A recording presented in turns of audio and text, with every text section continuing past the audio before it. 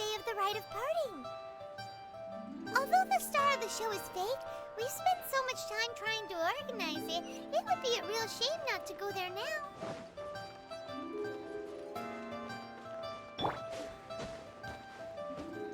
Here we go!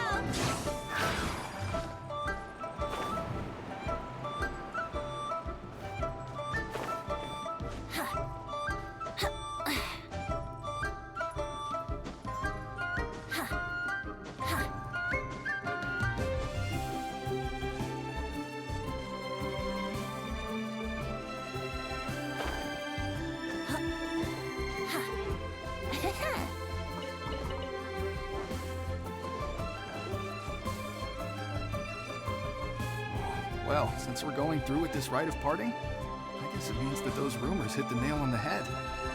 So Rex Lapis is really... But they didn't catch... Oh, come on. Do you think that the assassin could have been a normal person? You know what I think? I don't think any of the gossip on the streets you hear from those shady types is worth anything. There's only one real possibility in my mind. I've heard that the assassin was that Fatui fellow. Youngish, pretty high in rank. Fatui? They certainly are very suspicious. Who knows what those greedy, crooked folk... Shh! Lower your voice. If the Fatui catch you in their sights, Rex Lapis won't be around to protect you this time.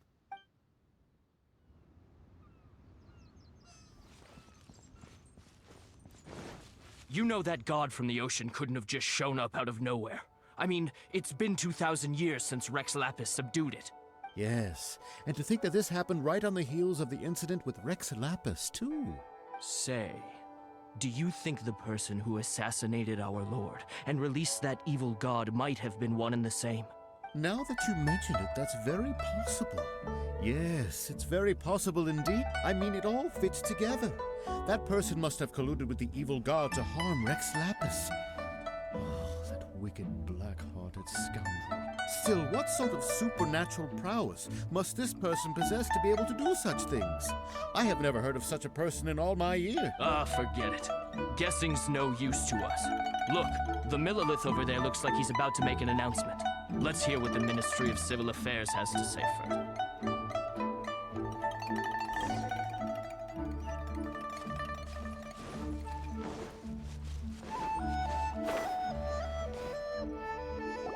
Hear ye all! The Chi sings words. Though a dragon soars ageless as the mountains, it too must return to dust. This is common knowledge. Gods and Adepti live glorious lives, but both light and shadow have their season.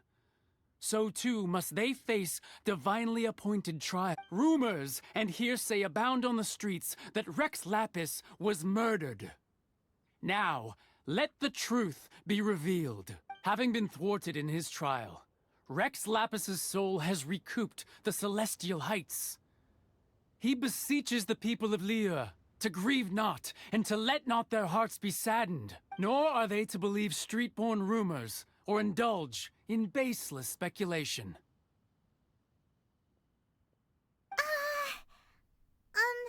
Paimon needs a translation on what the Qixing's announcement said.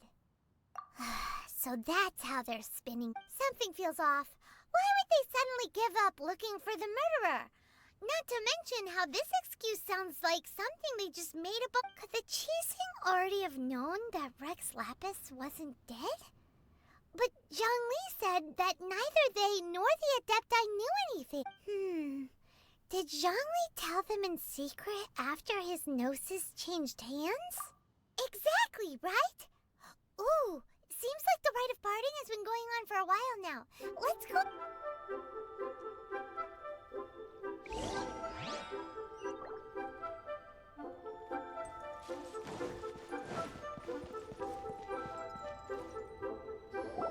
Look, it's Ningguang and Keqing. Are they saying something? Are their speeches over? As said previously, Rex Lapis's soul returning to the heavens is the end of the contract. And it is also the end of an era.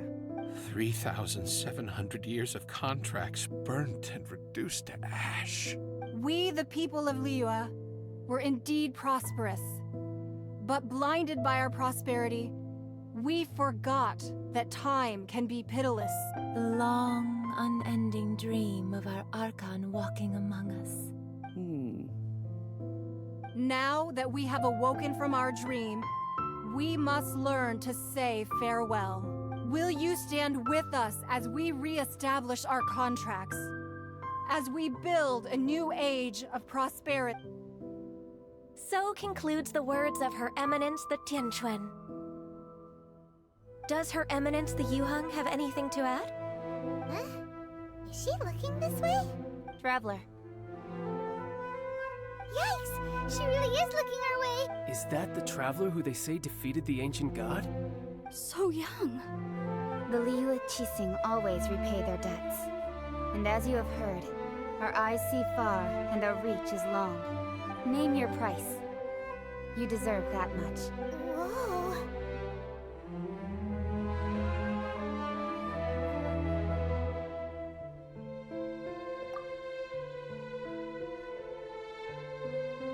Well, could you help me put up some missing person posters?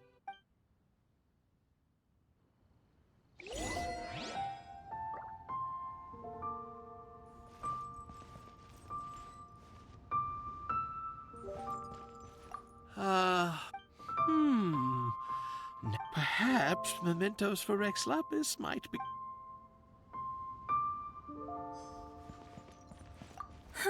And to think I'd put my best perfume on before but it seems as if those perfumes really were meant to be offered. Well, that's fine. Suffer no rivals in love, they say. And that's 3 gone in 1 stroke. As for the mortals and adepti of Liyue, what shape shall our relationship take from now on?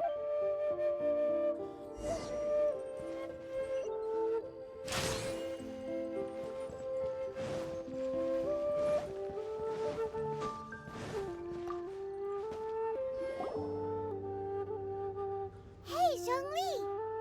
Look at this! Everyone in Liyue is caught up in their emotions, thinking that they'll never see Rex Lapis again. And here you are looking all relaxed. Why would I not feel more at ease after laying down the burden I have borne for 3,700 years? Right. If the two of you can spare the time, I should treat you to a meal at the Xinyue kiosk. Ha! That sounds like big talk, Zhongli. Paimon might have believed you if you were treating us to some third-round knockout, but you'd have to pay out your nose just to stand inside Xinyue kiosk. You're right. I do lack the Mora. As the Rex Lapis Morax, I can easily create Mora. But since I have chosen to walk this earth as the mortal Zhongli, I should abide by the same rules that mortals do. When I was journeying with you, though I still had the Gnosis in hand, I knew that I must soon retire from my role as an Archon. So I had to rehearse a little for my... Oh, no wonder! Paimon gets it now. You didn't look at the price tags when we were spending because you've never had to. But since you weren't used to not being able to just make more Mora as and when you wanted to, you had to try becoming a parasite to society who lives off of other people's credit. Well, we were only spending Fatui money. You don't have to say it like that. In the City of Commerce, we do not merely exchange money or goods. We also exchange knowledge, memories, and foresight, as well as positions, roles, and lives. The Archon Morax could never experience life as the true mortal Zhongli could, no matter how many times he descended to be with his people. I must thank you for that. I will treasure the memories that I made as Zhongli, traveling the streets of Liyue with you. That is true. But there is no journey that does not end. No meetings without partings. Paimon thinks that we should make a move and continue our search for the 7. I fear that continuing your journey may be difficult. The nation that neighbors Liyue by sea Inazuma is presently closed.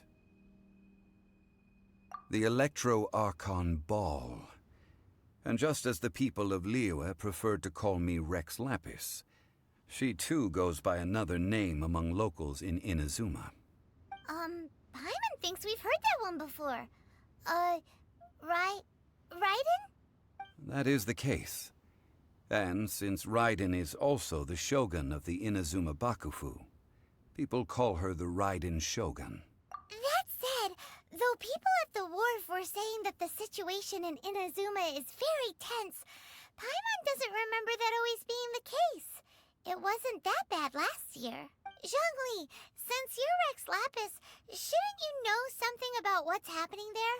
Just how did Inazuma become a closed nation? It's because of visions. Visions? When faced with circumstances beyond their control, humans often bemoan their lack of power. But if a person shows true strength of will at a desperate and fateful moment in their life, the gods will look upon them with favor. This is what visions are.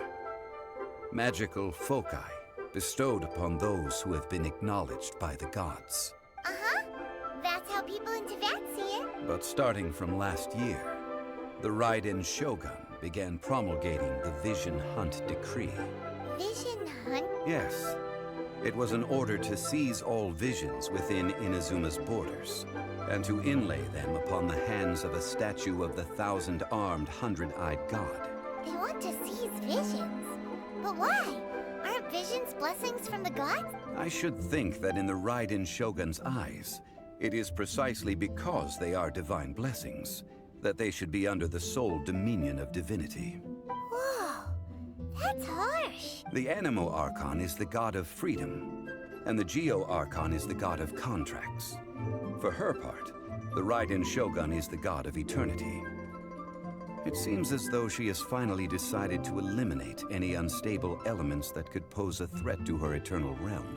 The fact that even I, the oldest of the seven, have now passed away will only strengthen her resolve to pursue eternity. Knowing her, she must have again quoted that adage she is most fond of when proclaiming that decree to her people. And of these, eternity is nearest unto heaven. All right then. Was there anything else you wished to know? Ah, that was a good one. Failing a divine trial. How they came up with that excuse, I will never know. That said, the reason why the Qixing were so eager to resolve the incident and stop pursuing the culprit, I hinted as much to the Adepti as well. How did I accomplish that, you ask? Have you ever heard of this particularly convenient Adepti art known as gifting dreams and visions? All right then. Was there anything else you wished to know? Yeah, about that. Before the Qixing made their announcement, we listened to a lot of people talking on the way. Most of them put the blame for everything on These are indeed false accusations. But it remains undeniably true that Child did send people to the Jade Chamber to prevent the Adepti and the Qixing. I've heard that Ningguang is busy milking that for all it's worth on the foreign relations front at the moment, browbeating the envoy. Ha! Those poor Snezhnayan diplomats. If it were not for Child's exalted position as a harbinger, I'm certain that they would have shifted all the blame to him and called for his dismissal by now. All right then. Was there anything else you... The time of the Adepti has long passed. If even the Liyue Qixing don't want to face that truth, then what future... Kuching is absolutely right in saying this. Now, though I did laud Ningguang's desire for power, believing this to be a good thing, and thought as a matter of course that she must have been behind the Qixing's plan to take governing power over Liyue from the... Could the original person who brought up the idea of seizing power have been... All right then. Was there anything else? That's right. Zhongli, now that you don't have your gnosis, what's going to happen to all the Morin since Morax is dead? Are they all just gonna... Also, isn't the Golden House the only mint in the entire continent? Will it even continue to work? The Mora present now will not vanish. But the Golden House will indeed have to cease operations for a lengthy period of time, since creating Mora requires the use of the Geo-Archon's power. This is terrible! We're all about to run out of Mora! Yes, this is indeed a major issue from a financial standpoint. Well, I suppose we'll just leave such troublesome matters to the Liyue Qixing to debate. Then, did you at least set some private funds aside for yourself? Oh, a private fund. This does seem like a good, logical, common sense It's a shame. What's a shame? It's a shame that I didn't think of it at the time. All right, then. Was there anything? Well, then. I suppose you'll have to find a way to get inside this closed nation. Have patience. I suspect that some serendipity must first come into play.